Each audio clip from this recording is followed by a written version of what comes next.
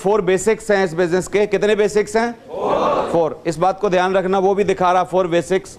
Number 1 basic is list making, क्योंकि ये लोगों का बिजनेस है, लोगों के साथ करना होता है, लोगों को अपने बिजनेस में लाना होता है। जो भी काम लोगों के द्वारा लोगों के लिए होगा, उस धंधे में जरूर आपको लिस्ट बनानी होगी। आप में से आज तक किसी ने भी घर में कोई शादी करी है? हाथ उठाओ, शादी करी हो तो। खुद की, अपने बच्चों की, भाई की, बहन की, किसी की शादी करी होगी ना? सब घरों में। ऐसे बोल रहे हो, ऐसे देख रहे हो मेरे को कि कुछ अचरज चीज है कि सब घरों में होती है यार शादी। शादी बिना तरक्की नहीं होती हिंदुस्तान में। शादी करी है ना? शादी में सबसे पहले एक चीज देखी जाती है कि हमारा बजट कितना है जो हम खर्चा करने वाले हैं, और फिर कौन कौन से ऐसे लोग हैं जिनको हमको शादी में इनवाइट करना है ना? अगर शादी आप करना चाहते हो तो क्या एक बढ़िया लिस्ट बनानी पड़ती है कि नहीं? तो लिस्ट बनानी पड़ती है। लोगों के द्वारा लोगों के लिए कोई काम किया जाएगा, you have to prepare the list first. समझ आ रहा है? चाहे आप भंडारा करो, चाहे आप बर्थडे पार्टी करो, चाहे आप कुछ और करो, कोई सामाजिक प्रोग्राम करो, कुछ और कुछ कर लो आप, अगर लोगों का प्रोग्राम है और लोगों के द्वारा हो रहा है, you have to prepare list first. है कि नहीं? स्कूल का फंक्शन हो, इवन स्कूल का फंक्शन हो, कहीं का कुछ भी हो, लिस्ट बनानी पड़ती है कि नहीं? तो ये बिजनेस भी लोगों का है। कल आपको अपने नेटवर्क में लोगों को लाना है, तो क्या बनानी पड़ेगी? सबसे पहले लिस्ट। इसको बनाना सीखना पड़ेगा। कैसे बनती है मैं बताऊंगा आगे। दूसरा, प्रोस्पेक्टिंग और इनवाइटिंग करनी होगी। मैं कितना अच्छा काम करता हूं दुनिया में, अगर मैं किसी को बोल के ना बताऊं कि मैं ये करता हूं, सच बताओ मेरे माथे पे लिखा है कि मैं क्या करता हूं? जैसे मैं बस में जा रहा हूं, 20 लोग और भी बैठे हैं, मैं भी बैठा हूं, किसी को कुछ बता नहीं रहा हूं कि मैं क्या करता हूं। 19 लोग मेरे से पूछने आएंगे, शर्मा जी आप नेटवर्किंग करते हो? क्यों? क्यों? क्योंकि जो कर रहे हो यार वो आपको बोल के बताना नहीं पड़ेगा क्या? तभी तो पता चलेगा ना।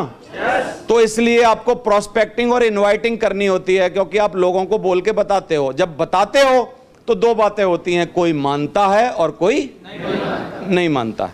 सही है? तो थोड़े से लिटिल बेशरम बन जाओ। नहीं माने तो कौन सी हमारी दुनिया उजड़ी जा रही है? 1,33,00,000 -1 कर दो। चिंता करने की क्या जरूरत है जी? मेरा वो फलाना आदमी नहीं माना, नहीं माना, नहीं माना यार, क्या बात होगी? दूसरा मान जाएगा। समझ आ रहा है कि नहीं? तो प्रोस्पेक्टिंग और इनवाइटिंग करनी होगी बिना चिंता के। तीसरा काम जो मोस्ट इंपॉर्टेंट है वो क्या है? हमारे बिजनेस का प्लान दिखाना पड़ेगा। हमारे बिजनेस का प्लान दिखाना पड़ेगा। प्लान के बारे में एक अच्छी बात मैं हमेशा बोलता हूं कि प्लान, सबसे अच्छा प्लान कौन सा होता है? सबसे अच्छा प्लान वही प्लान होता है जो सिर्फ दिखा दिया गया है। क्या कर दिया गया है?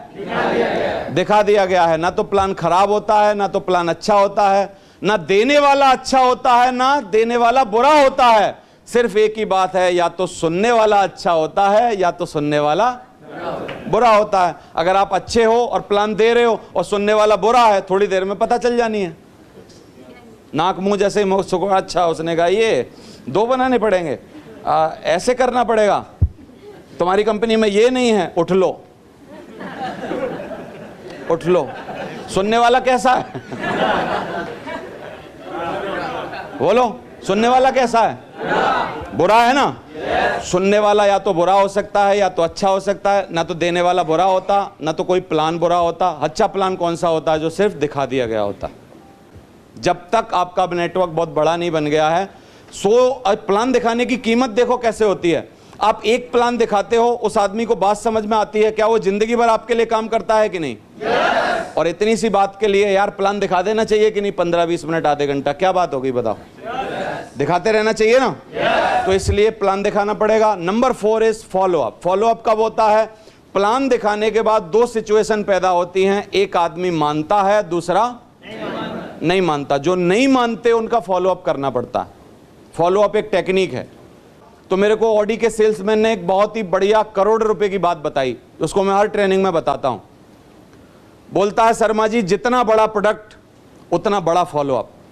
उसने मेरे को बोला, क्या? जितना बड़ा प्रोडक्ट उतना बड़ा फॉलो अप। सच बताओ, क्या मैं 2 रुपए का पेन बेच रहा हूं? अगर मैं 2 रुपए का पेन बेचने का सेल्समैन हूं तो क्या मैं आपके पीछे 20 बार पढ़ूंगा कि बाबूजी पेन ले लो, बाबूजी पेन ले लो? क्यों? कारण क्या है? क्योंकि मैं बोलूंगा जाओ बाबूजी, दूसरा आ जाएगा कोई, क्योंकि 2 ही रुपए का तो है। और अगर मैं 20 लाख की ऑडी बेच रहा हूं, 40 लाख की ऑडी बेच रहा हूं, और आप मेरे ग्राहक हो, ऑडी देखने आए हो, अभी मैं आपका फोन नंबर पता लेके एकदम चिपक नहीं जाऊंगा आपसे? क्यों?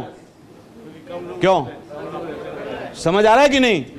तो उसने बताया मेरे को, ऑडी के सेल्समैन ने, कि जितना बड़ा प्रोडक्ट उतना बड़ा फॉलो अप। तो हमारे बिजनेस में फॉलो अप करना पड़ेगा कि नहीं? आपको पीछे पड़ना पड़ेगा कि नहीं? सारी प्रक्रियाएं सीखनी पड़ेंगी कि नहीं?